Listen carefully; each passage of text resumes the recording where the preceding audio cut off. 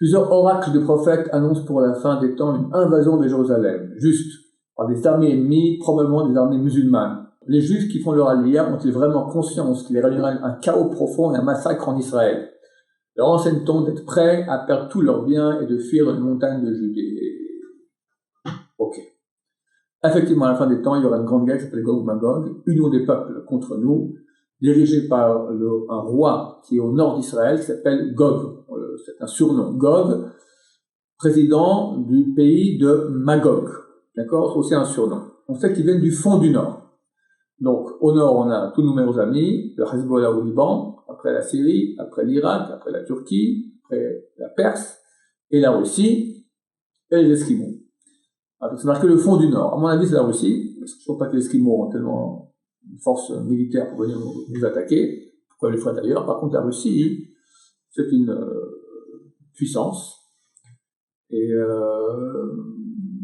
quand on parle des fonds du Nord, c'est tout à fait que ce soit eux, d'autant plus que, comme je dis souvent dans mes cours, est écrit que ce Gog, dans Ézéchiel 38, il est écrit que Gog, qui sera le président à la tête, Nessi Rosh Mesher et Tuval, président à la tête de Mesher et Tuval. On ne sait pas, ce sont donc deux grandes villes, on ne sait pas qui sont ces villes, il me semble que Mesher, c'est Moscou, en hébreu, c'est la même lettre, d'accord?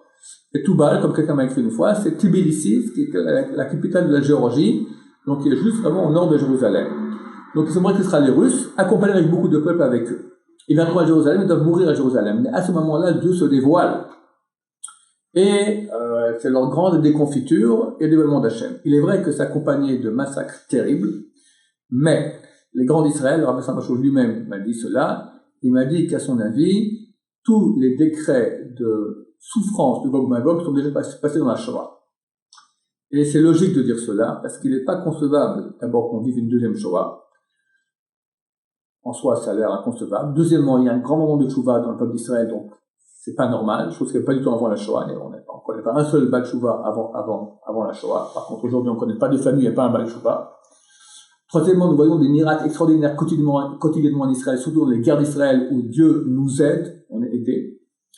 Et donc, un grand d'Israël, il n'y a pas un mot que la vie qui ne s'est pas réalisé. Il a dit, toute la souffrance de Gog Magog est déjà passée dans la Shoah. Et moi, je pose la question moi-même. Je me dis, c'est marqué, ils viennent du Nord.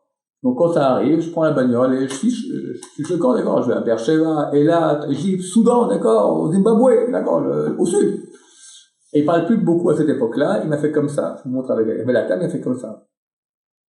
Paradoxalement, l'endroit le plus sûr du monde sera Jérusalem. Ebn Brak, Reb Kanevski, au nom du Chazonish, il a dit, il y a une promesse, aucune bombe ne tombera sur Ebn Brak. Donc Jérusalem et Bnei Brak sont les endroits les plus sûrs qu'il y aura pendant Gog Magog. Donc au contraire, venez à l'étranger, vous serez beaucoup moins en sécurité.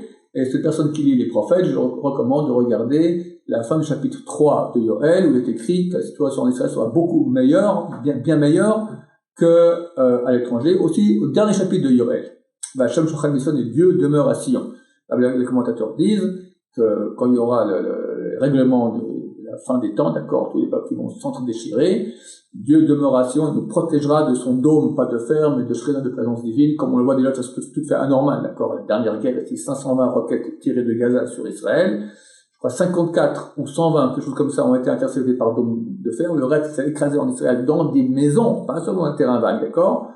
Combien de morts israéliens, juifs? 0. Un seul mort, un Gazaoui qui est venu de façon illégale en Israël, lui est mort et sa femme a été blessée. Le seul mort de la guerre.